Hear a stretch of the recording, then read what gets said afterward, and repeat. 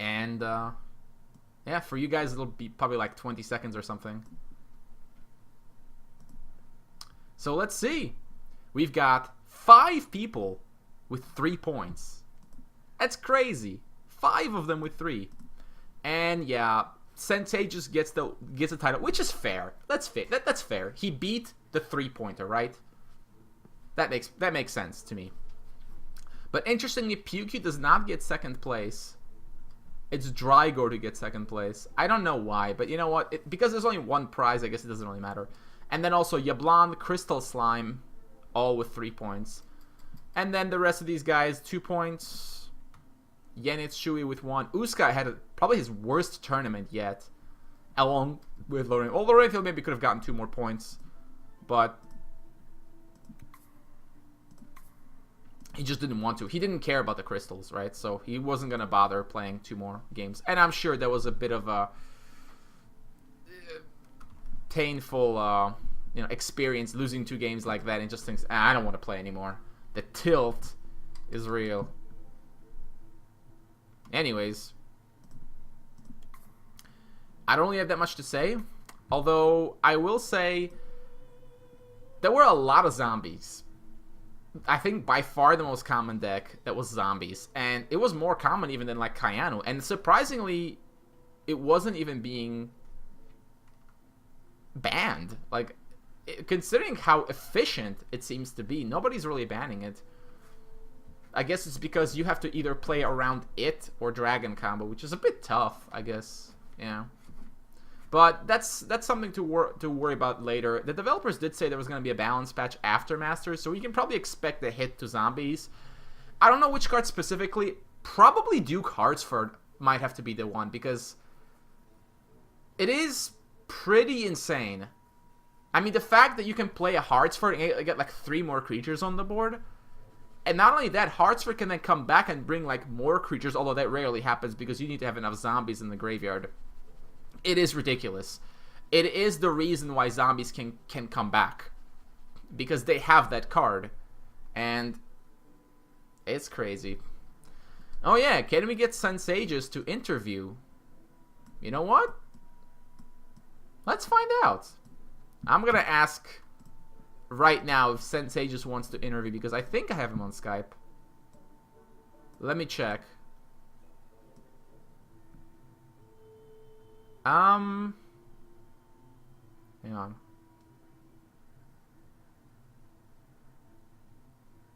Oh, I do. I do have Sensei just on Skype. He's not logged in. Oh, he is now. So if you want to, if you're up for it, we can go ahead and do it. It's your choice. So just let me know, or you can just give me a call, and we can do it. I don't know if you have a camera, but don't worry if you don't. It's not that big of a deal. But it'd be interesting to hear your voice. I'm sure everyone is curious to find out what you sound like. Ah, here it comes. Get ready, everybody. The champion has arrived. Oh, wait, no. Call has randomly ended. Let's try that again.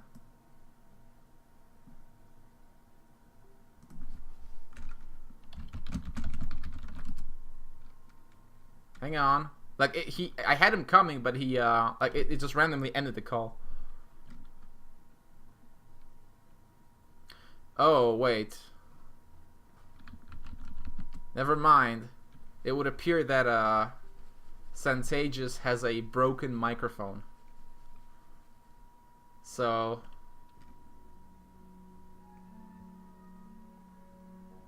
okay, well...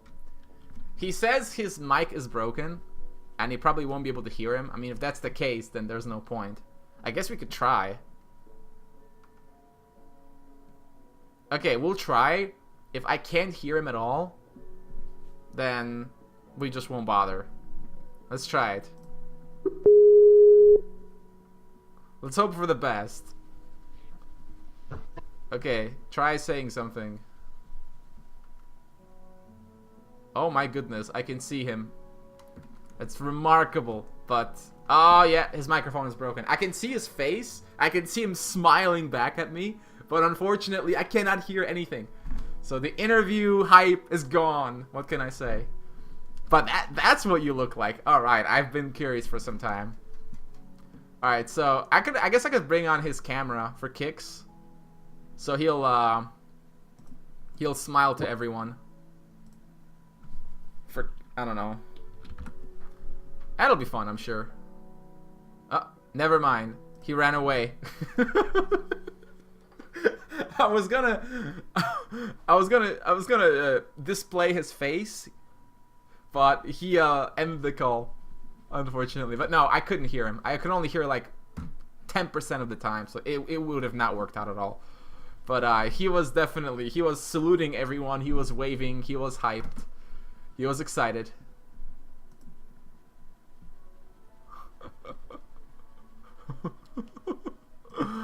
Okay. So, I guess while we're here for a little bit, I don't know if any devs are in chat. Possibly not, but what's on your mind, guys?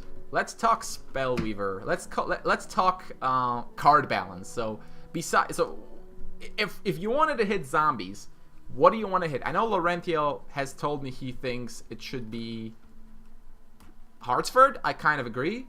And of course, probably Orite. I mean, we saw that game, triple Orite lethal against zombies, which was, by the way, really funny. But it's a little silly. Like, you open a couple chickens in the early game, and it's crazy. Yeah, 275 better bucks. So, okay. Let the richest Spellweavers speak. Yeah, Laurentiel. I don't know if he's still around. Consume is an interesting card to hit, but I'm a bit worried that if you hit Consume, it'll make all mono zombie decks bad.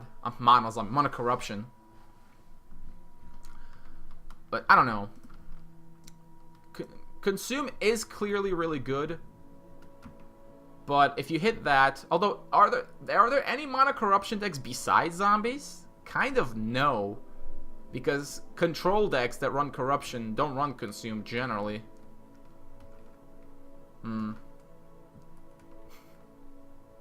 Okay, Sensei can just type, and yeah, we'll have to do a written interview, because that's the only way it's gonna work. By the way, this is the shortest Masters I think to date. 3 hours. It's crazy. 3-hour-long Masters. Like, I've only been streaming for 3.5 hours.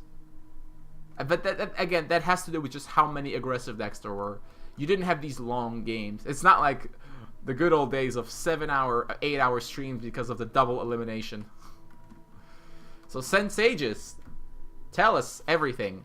Your deck choices, your ban strategy. Who was your scariest opponent? I mean, it was probably PewQ. And otherwise, how do you feel? I mean, we know you feel amazing, but we want to hear it from you. The floor is yours. And I'll just kind of provide random commentary in the background to keep the fun rolling over here. So this is the first Masters we don't have a clear winner, right? Like a 4-pointer, I mean. Yeah, but despite that, I think the winner has been crowned pretty fairly. Like, if there were 5 3-pointers and like a random one of them wins, it would feel weird. I mean, it seems like PewQ shouldn't win, because, like, imagine if he loses his last round but still wins. That'd be weird. Yeah, I guess it's kind of fair. Although it seems like if you know, PewQ is the only 3-pointer, let's say, and then everybody else 2, whoever matches with PewQ is the only one that has a chance to win, right? But, oh, that's right. Sensei just did have a first round bye. That's pretty significant. Wait, I wonder why is his opponent match win percentage so high when his first round was a bye? That would count as 0, right? Oh no, because it just wouldn't count at all. He'd just be comparing his 3. So he's comparing PewQ and like the next 2 people. That actually might have helped. Do you think it had an impact? Because his tiebreak is way above everyone else. So he doesn't count his worse.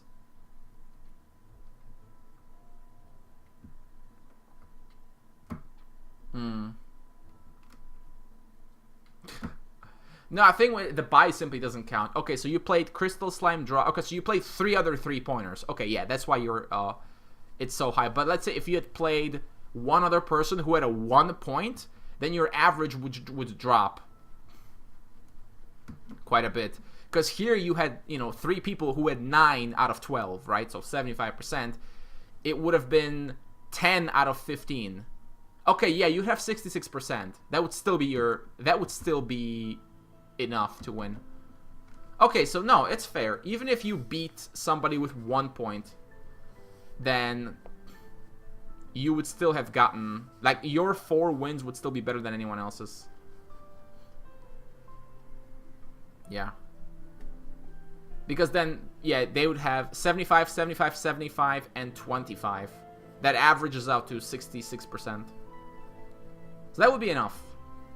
That would be enough to take first place over Drygord still, so fair. I think even if you beat a 0-pointer, that would be enough. I mean, you beat 3 tough opponents. So that's fair. Seems good to me. But again, tie breaks can lead to problems, but I think we got the fairest result that we probably could have. So I think I'm okay with this one. I don't think anyone's really complaining except Drygord, who wants his 275 better bucks, as he calls them. It's alright though. So this was master number 7. Can you believe it's been 7 of these things already? And we have another unique winner. No repeats since Peacekeeper. Interesting. So we get 1 more and we're gonna have 7.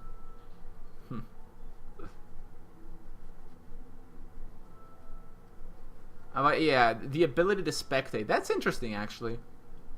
That probably is a lot more significant than I think this just further points out how we do need to have the ability to disable spectates.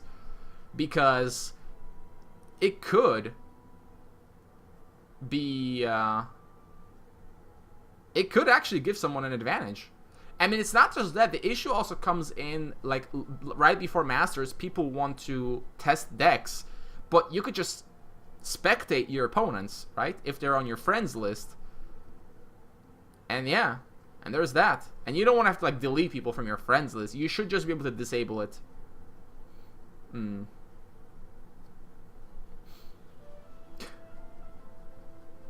But anyways, the battles were pretty good.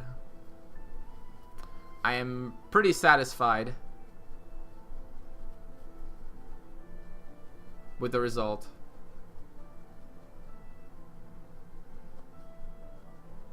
I don't know if the devs are in chat. I'm gonna check. I know Ifcall's online. No. I don't believe they are in chat. But, oh well. You went second in all 3 games? Oh, that's weird. Actually, that shouldn't be the case. It should switch, I think. Unless it's just random and you got unlucky. How's the custom card contest going? I haven't actually been looking very much. So I guess I'll do the video sometime. I guess I should assume that I'm still doing it. Although Dark Silver, who is the creator of the contest, he said he's leaving. So I don't know what's gonna happen after that, if somebody else is gonna take over these duties of custom card creation. Maybe he'll still do it. Who knows? Oh well. Wait, Sensages is quitting? Really? Oh.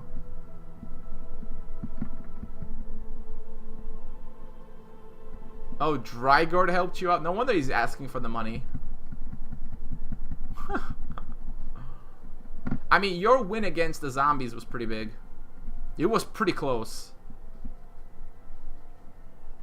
It was very close with that battle. That Guardian was the saving grace because it prevented him from killing off your Namir. And then he couldn't stop it from delivering lethal. So that was good. Definitely tough games. Like, it's never easy. Especially against an experienced player like that. They're always going to look for the best moves every single time. So you have to beat them in the details. Or hope to get lucky, I guess. Oh, you hope they change DO one day? Honestly, I'm not too optimistic. Although IFCO did say they might consider letting you keep the card if you miss. I mean, I honestly wouldn't expect anything beyond that. And even that might never happen. But honestly, I'll be satisfied even with just that. Thankfully, in drafts, Divine Offering is a little bit less of an issue because you have a smaller deck. But, oh well. It's a shame, though, that that's what's causing you to leave. I wonder how many other people would have left. Which is really funny because when DO was first introduced, we were like, yeah, it's so much better than Magic, and yet people are leaving because it's not good enough. Isn't that amazing? It's you know, a big improvement, but it's not good enough. And you know, it's not good enough to some people. Some people are, I think, it is good enough. Just an interesting discussion.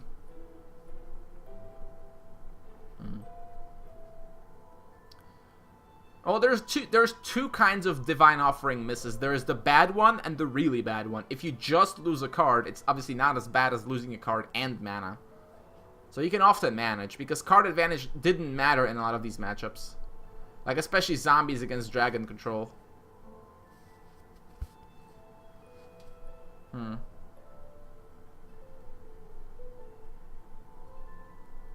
Noxious praised the resource. I mean, Noxious didn't play the game enough.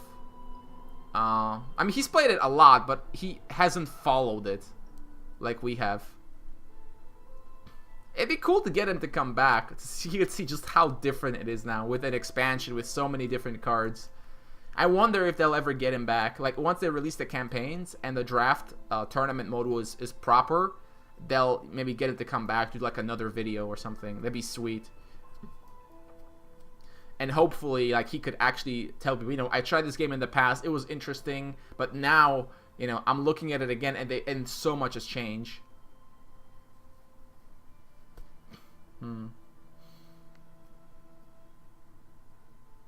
Yeah.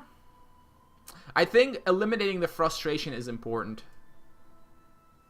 Yeah, that's why I've been always advocating for improving it, because it really just all you really feel, like, you don't feel anything positive when it hits, because it's supposed to hit.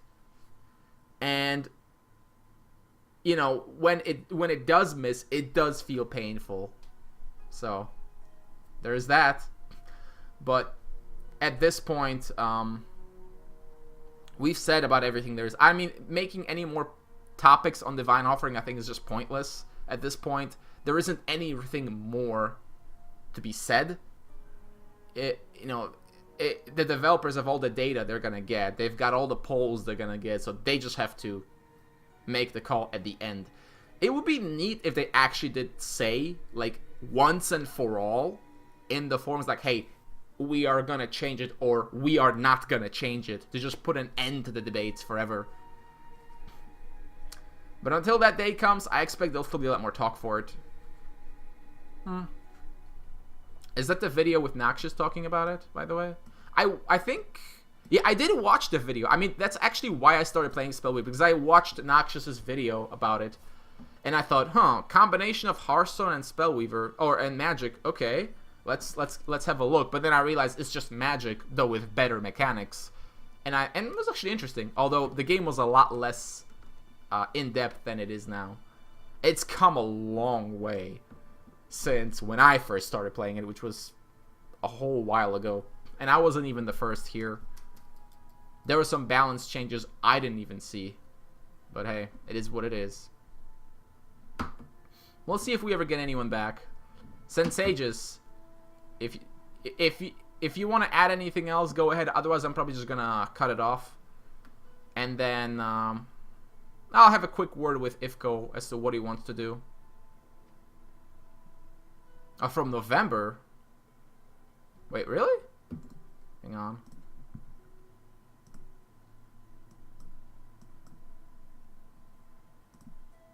That's weird.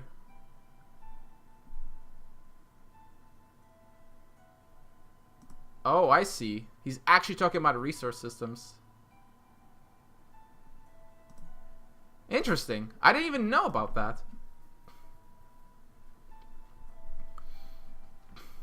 Wow, that's cool. That's actually very cool that he mentioned Spellweaver for that. But I do think it just gives more reasons to make Dio better, just to remove the frustration. Because I think that's more important than being worried that it would make, okay, you're just going to play Curve Weaver. Because we already play Curve Weaver.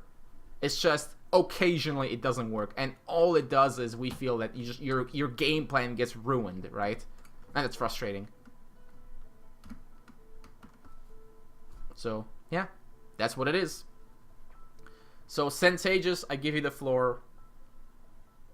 For one more moment. If you want to add anything else, or if you want to make fun of my hat, that's all good.